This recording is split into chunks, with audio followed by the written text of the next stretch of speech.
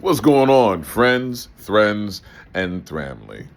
It's yet another Monday here in the United States of Siege, and of course, the world still feels like it's on fire. A lot of us are still recovering from the massive Epstein file drop that happened on Friday with the fucking grade school level redactions, right? Like they failed at protecting the victims and only protected the guilty. Of course, surprise, surprise, perfectly on par for this DOJ as a part of this regime. But in bright news, Bad Bunny won Album of the Year, which isn't just good news for Bad Bunny fans, right? It's also a humongous middle finger to MAGA because everyone out there talking about need to speak American is really pissed off that the Album of the Year was entirely in Spanish. And then, of course, Bad Bunny's going to perform at the Super Bowl this weekend, and we know that makes Cheeto Pennywise bigly mad. That brings me joy. Of course, Cheeto Pennywise can't go a moment without throwing a fucking tantrum. So, of course, over the weekend, in response, allegedly, to the Kennedy Center falling apart, I refuse to call it the Trump Kennedy Center. I'm sorry. It's just fucking ridiculous. But the Kennedy Center supposedly falling apart, and in no way connected to the fact that the majority of the artists who've been booked to perform at the Kennedy Center prior to Trump's hostile takeover have since bowed out, citing artistic reasons and the fact that they just can't stand with or behind this pedophile motherfucker. Trump announced that on January 4th of this year, to coincide with our 250th anniversary, that he will be shuttering the Kennedy Center and engaging in massive renovations for at least the next 2 years. So we had a thriving hallmark of artistry that Trump put his name on and then promptly ruined, which is very much on brand. I mean, the man fucked up steaks. How do you fuck up selling Bibles? And he fucked up selling Bibles.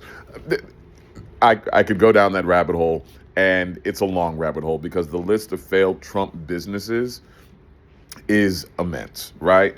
But we can't lose sight of the fact that right now where we are is on the cusp of, I think, something history making, right? Because the file drop didn't just implicate Trump. It didn't just implicate a few other Republicans. Like, the names in there span from Bill Gates to Jamie Foxx to Chris Tucker to Peter Thiel to Elon Musk, who's such a fucking loser that even the creepy ass pedophiles are like, nah, man, ain't nobody home. You can't come over and play. When the creepiest of the creeps don't want to hang out with your creeper ass, that's a massive public L.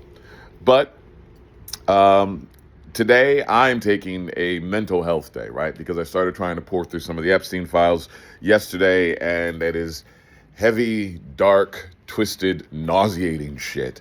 So I'm trying to focus on the bright side of things. Like last night, I dropped a cooking video because I promised I would, and I've got one more coming. Audrey, I have not forgotten salsa.